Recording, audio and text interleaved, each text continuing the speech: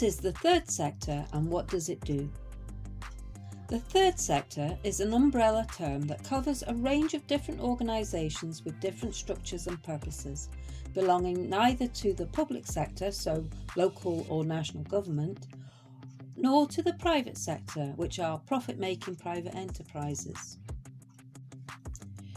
You may have heard other terms used to describe such organisations, for example, voluntary sector, non-governmental organisations and non-profit organisation, particularly in public discussions around policy and politics. These terms all describe organisations which share the same fundamental elements. They are non-governmental, although they often work with or alongside government agencies and may receive government funding or commissions. Third sector organisations, though, are independent from the government.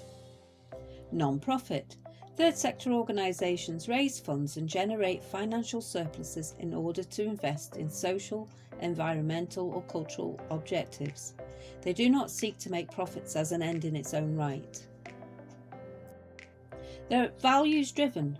Third sector organisations pursue specific goals which are often aligned with particular social and political perspectives. They may be associated with work or political parties, but a political party is not a third sector organisation. Third sector organisations include charities, voluntary and community organisations, social enterprises and cooperatives, think tanks and private research institutes, but this doesn't include universities and colleges, and some organisations such as housing associations, which have spun off from government, are often considered quasi-third sector groups even though they deliver public services. Third sector organisations operate at all levels of society, from the very local to the national and the international, and they make a significant and rapidly increasing contribution to the health and well-being of society both in the UK and abroad. Back in 2010, the government made it clear that charities and voluntary organisations would be expected to perform an increasing amount of social and cultural functions which had previously been the work of the public sector to provide, and many third sector organisations receive government commissions to provide services on behalf of the government. Typically, most third sector organisations devote themselves either to a particular issue which needs solving, for example climate change or unaffordable housing, or to a particular group in society, so for example dementia sufferers or women facing cultural barriers to education, but those who require support and representation.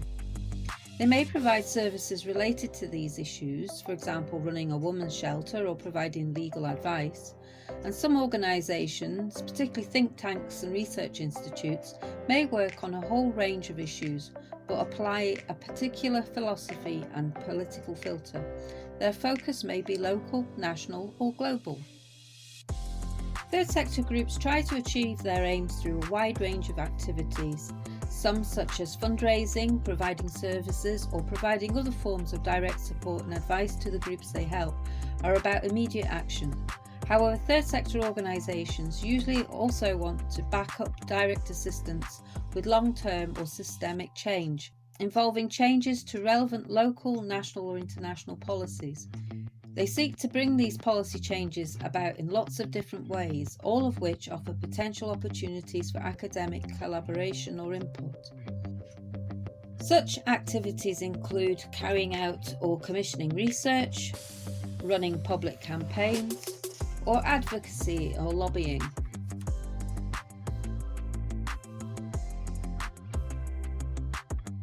When thinking about employment opportunities within the third sector, you may be surprised at how wide-ranging and diverse the sector is.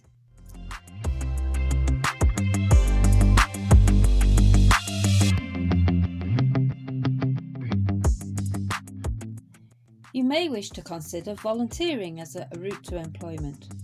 Volunteering is a great way to add experience to your CV, and it has a number of other benefits too. Sometimes people volunteering for an organisation may find employment opportunities there. third sector is sometimes misunderstood as just being volunteering or working in a charity shop, and it's just for older retired people or for uniformed groups such as Scouts and Guides. But it's so much more than that.